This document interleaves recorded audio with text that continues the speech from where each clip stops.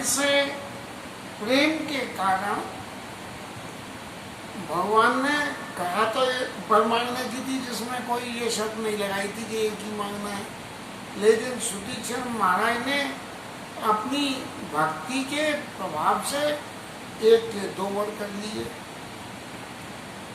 दो वर में भी जो भगवान ने पहला वर दिया वो तो वर भगवान के सब भक्तों को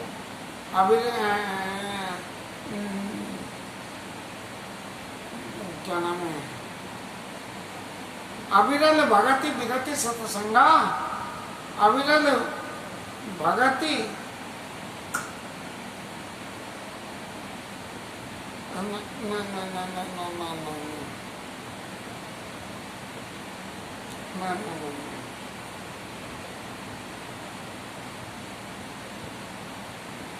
अविरल भगति विरति विज्ञाना और हो सकल गुण ज्ञान निधाना। ये भगवान की भक्ति जिसके अंदर बसे और अंदर भक्ति जब बस जाए और वो भक्ति अविरल हो, यदि अविरल है तो ठीक है, और नहीं जहाँ जरा सा स्वार्थ पूर्ति हुई और वही भगवान के प्रति जो भक्ति होती है वो भक्ति फिर भक्ति नजर आती है, क्योंकि भक्ति पाने के बाद में विरति नहीं है, विरति नहीं है, वैराग्य नहीं है चित्त में, और वैराग्य नहीं है तो क्या होगा, कुछ ना कुछ भक्ति मिल गई तो भैया इसके भक्ति के प्रति जीवन मिल जाए। जैसे हम लोग व्यापार में जो है ये सामान बेचा तो कुछ कमा लिया, बोलिए जीवन बेचो, तो अविरल भगति विरति और विज्ञान। महाराज ये भगवान ने वरदान ये नहीं दिया कि आपको ज्ञान मिल जाए, पहले क्या दिया, बोले पहले विज्ञान दिया। विज्ञान क्या है, विज्ञान यही विज्ञान है कि ज्ञान कैसे आता है और ज्ञान आने के बाद में क्या होता है। तो अविरल भगति विरति विज्ञाना, और फिर इसके बाद में कही कि हो सकल गुण ज्ञान निधाना, सब प्रकार के गुण और ज्ञान से निधान हो जाओ, लेकिन पहले जीवन में विज्ञान होना चाहिए, क्योंकि ज्ञानियों के अति प्रिय विज्ञानी भगवान ने जब अपने भक्तों के लक्षण में कही है तो ये कहा है कि मुझे ज्ञानियों से ज्यादा विज्ञानी प्रिय, और विज्ञान तिनमा पुनि मोहि प्रिय निधि दासा, और जय गति मोरी न दूसर आशा, और उन विज्ञानियों से भी मुझे वो प्रिय हैं जिनको सिर्फ मेरी गति है और किसी दूसरे का आसरा ही नहीं है। अब महाराज राम जी ने तो जेवर दे दिया, लेकिन सुतीक्षण महाराज भोले जरूर थे लेकिन चतुर भी बहुत थे, और उस चतुराई में उन्होंने दूसरे भगवान के ऊपर में एक कहना चाहिए मीठा कटाक्ष मार के कि प्रभु जो दीन में 100 वर पावा, आपने दिया वो तो मैंने पा लिया महाराज, लेकिन अब सो देव मोई जो भगवान। मैं तो मालूम नहीं थी वरदान क्या होता है, लेकिन अब पता लग गई है, इसलिए कुछ और भी दे दो। तो अब सो दीन में सो देव मोई जो भावा, और फिर उन्होंने वही भगवान ने जो अविरल भगति मांगी थी, और वो अविरल भगति जाके हृदय में रुकेगी कैसे, तो भक्ति तभी रुकेगी जब भक्त के हृदय में भगवान आएंगे। भगवान नहीं आएंगे तो हमारी स्वार्थ पूर्ति हुई और हमारी भक्ति जो है वो भक्ति नजर आएगी। इसलिए भगवान को हृदय में वास कराने के लिए ये बहुत जरूरी है कि उस वास कराने के लिए भगवान को भगवान हमारे हृदय में वास करें। और इस वास करने के लिए सुतीक्षण महाराज ने कहा कि अनुज जान की सहित प्रभु मेरे हृदय में खुद भी माता सीता जी और लक्ष्मण जी के समेत, और चाप और बाण दोनों संग लेके आना महाराज, जिससे कि किसी भी युग के प्रभाव से चाप बाण देख के सामने वाले को कुछ थोड़ा सा, और मम ही गगन इंदु, चंद्रमा जैसे 24 घंटे चमकता है लेकिन दिखता से बड़ा, तो मम ही गगन, हृदय रूपी गगन में मम ही गगन इंदु बसौ सदा निगम, चंद्रमा के समान। अब चंद्रमा की खूबी क्या है कि भैया रातों की तो रोशनी है, तो जैसे ही मेरे हृदय में अंधेरा हो ऐसे ही आपके स्वरूप का चंद्रमा मेरे हृदय में रोशनी कर दे। ऐसी कहना चाहिए, ऐसी छवि के साथ में महाराज आप मेरे घर में आके वास करिए। और इसके संग में अब भगवान के वास करने के तो बहुत सारे कारण हैं, और आज कुछ चित्त में ऐसी आती है कि भगवान हृदय में कैसे बसते हैं। और ये हृदय मम हृदय भवन प्रभु तोरा, तहाँ आई बसे बहुत छोड़ा, गोस्वामी जी ने लिखा और विनय पत्रिका में। और फिर उन्होंने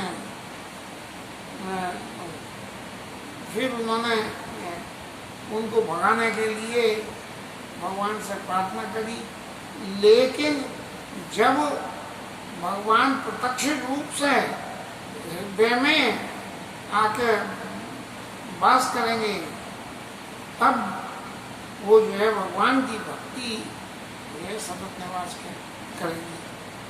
अब इसी सिलसिले में अयोध्याकांड में महाराज के वो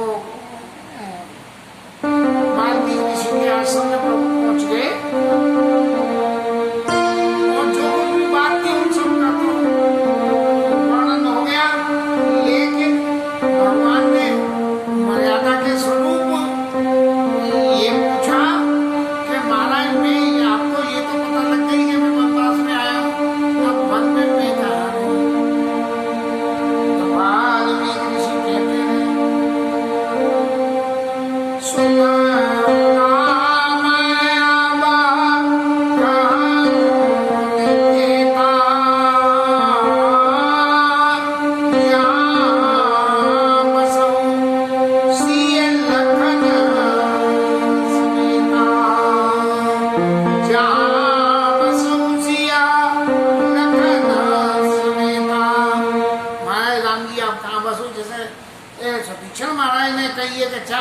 राम हम ये गगन इंदु सदा नहीं काम। ऐसे ही वाल्मीकि ऋषि भी भगवान को रहने के स्थान बताते हुए कह रहे हैं, और क्या कहते हैं, जिनके श्रवना समुद्र समाना, कथा तुम्हारी सुबह सरिनाना, कथा सुबह सरिनाना। जिनके श्रवण समुद्रों के समुद्र के समान है, समुद्र में कुछ भी डाल दो सब जो है मर जाएगा, सबको समुद्र अपने अंदर अंतर्गत समा लेता है। ऐसे ही जिनके कान आपकी, जिनके श्रवण समुद्र समाना और कथा तुम्हारी सुबह सरिनाना, ये आपका कथा रूपी जो सरोवर है, उस सरोवर से गया हुआ जल ये समुद्र के समान जिसके कान है उसमें जाके भर जाता है। आपको ऐसे लोगों के ऐसे के हृदय में वास करना चाहिए। और सुदीक्षण महाराज को यदि ले लें, मन कर्म बचना राम पद सेवक, और सपने आन भरोस न देवक। वाल्मीकि ऋषि ने जो पहला स्थान बताया वो सुदीक्षण महाराज के पास मौजूद है। और फिर अब जब समुद्र है तो समुद्र में चाहे जो कुछ डालो सब स्वाहा होता है, तो ऐसे ही जब आप भी जितनी कथा डालो और उतनी कथा सबरी उसके अंदर कानों में जाकर हो जाए तो भराई निरंतरा हो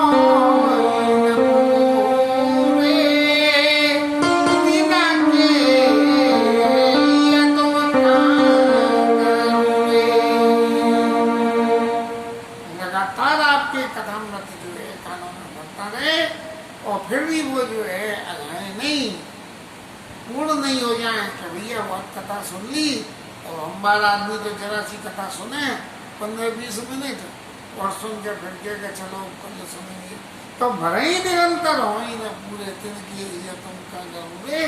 वो उनके हृदय तुम्हारे लिए अत्यंत सुंदर रूढ़े, बहुत ही सुंदर।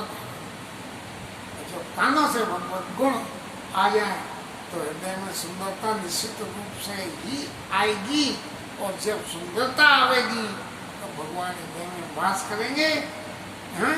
और कैसे? तो सुदीक्षण महाराज ने क्या कही, हे विधि दीन बंधो रघुराया और मोही से सठ पर करी है दाया। कि महाराज मेरे ऊपर कैसे दया करोगे, भाई निरंतर हो ही ना पूरे वाला गुण तो है ही नहीं, जब नहीं है तब कैसे करोगे। तो वाल्मीकि ऋषि कहते हैं कि भले ही निरंतर हो ही ना पूरे तिनके ये तुम क्या करोगे, महाराज महावास करो। और यही जो बात सुदीक्षण महाराज के चित्त में थी, तभी उन्होंने कहा मम ही गगन इंद्रिय वसम सदा नियतम। अब वाल्मीकि ऋषि ने दूसरे लक्षण में कहते हैं कि लोचन चातक जिन करी राके राई दरजा जलधरा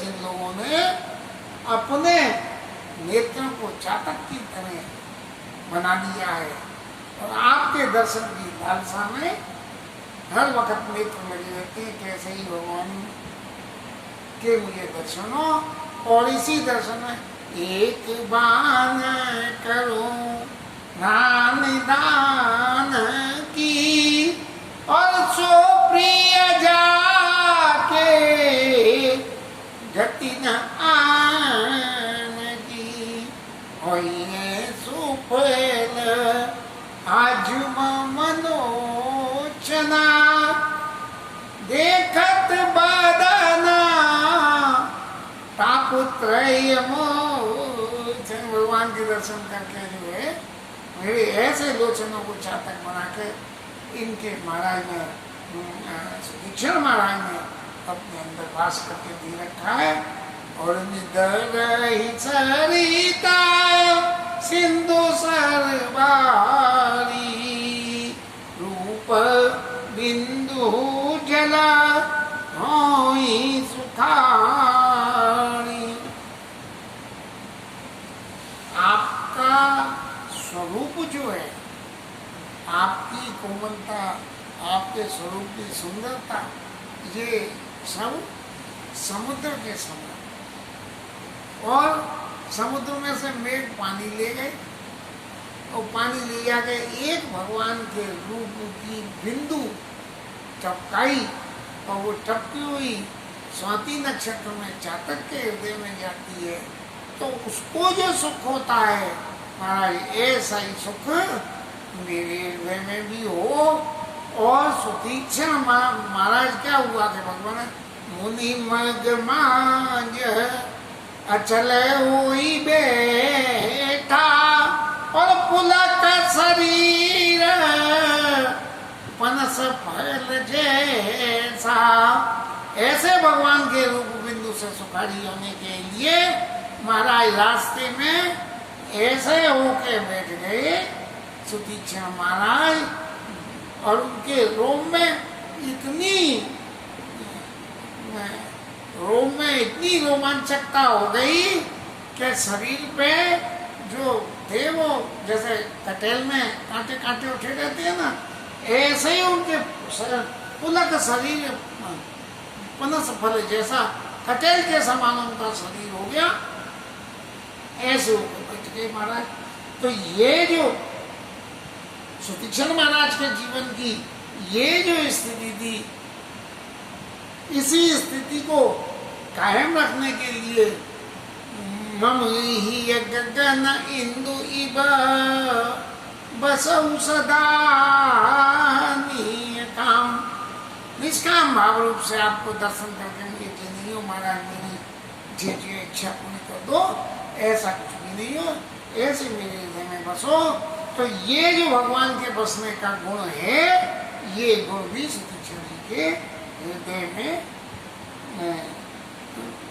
विराजमान है। और तिनके हृदय सदन सुखदायक बसऊ बंधु सिय सहज रघुनायक। आप जो है सीता जी और उनके संग में उनके घर में जाके और निवास करिए। क्यों कि एक तो इनके ये तुमका घर रूरे, एक तो घर का अच्छा होना, और दूसरा अच्छा है, देखने में अच्छा है, लेकिन सुखदायक भी है, सुख देने वाला है। जाड़े में धूप मिले, गर्मी में छाया मिले, बरसात में पुरवैया मिले।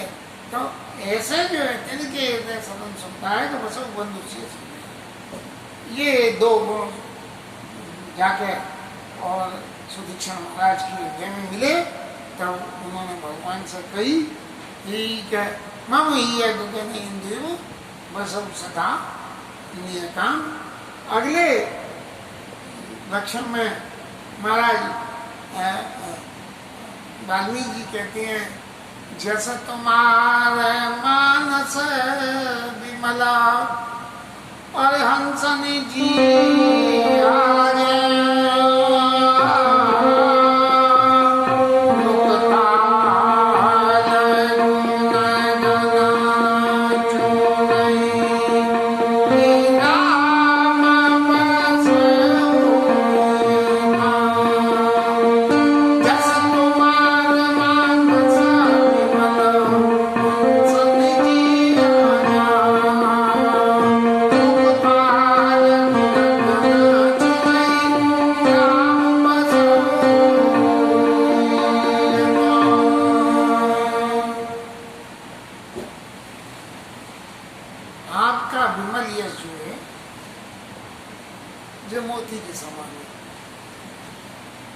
जिसकी जिब्या हंस मोती चुनता है, तो जिसकी जिब्या आपके गुण रूपी मोतियों को चुने।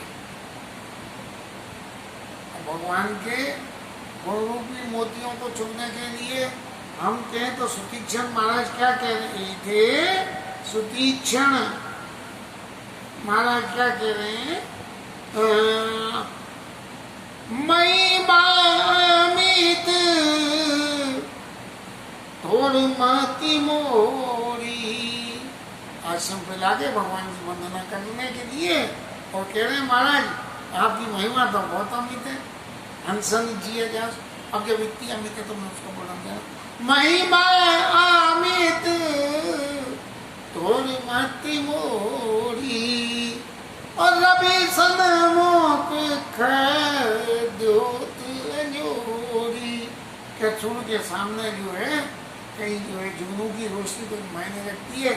अब महाराज भले ही मेरी जिब्या जो है आपके गुणों का काम करती है, लेकिन इतने गुण मैं कर नहीं सकता हूँ, इसलिए ये गुण भी विद्यमान हो गया उनके अंदर में, और तभी भगवान उनके हृदय में जाके बस गए। और इसके साथ में ये कथा तो कुछ ज़्यादा ही लंबी चलेगी, और आज तो ठाकुर जी ने इतनी विशेष कृपा कर दी है कि ये सुतीक्षण महाराज के चरित्र को और वाल्मीकि ऋषि के आश्रम में भगवान रहने के स्थान से जोड़ने की विद्या बुद्धि दे दी। और इस विद्या बुद्धि को संग लेके जो आज दिव्या ने भगवान के गुणों की चर्चा करी है, इसका सुख तो मैं वर्णन कर नहीं सकता हूँ, क्योंकि मेरे अपने अंदर में कोई ऐसी गुण ही नहीं है कि जिसमें मैं ये कह दूँ कि मेरे किसी गुण की वजह से ये मैं वर्णन कर पा रहा हूँ।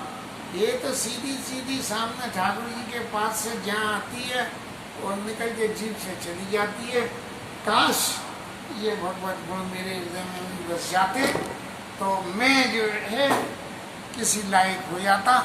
कहीं जो भी है, अब इस भाई ने भगवत नाम के गुणों का गान कर लें तो आज की कथा को विश्राम दे लेंगे, कल फिर आगे चलेंगे, क्योंकि ये प्रसंग 3-4 दिन खत्म होने का नहीं लग रहा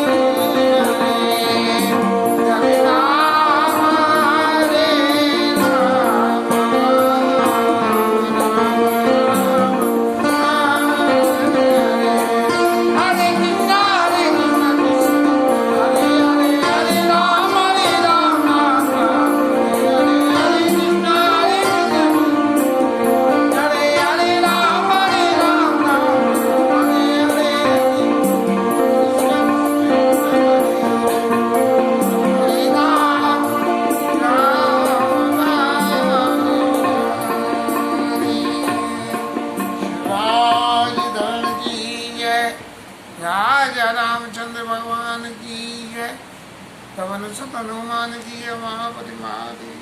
जय जय श्री राधे।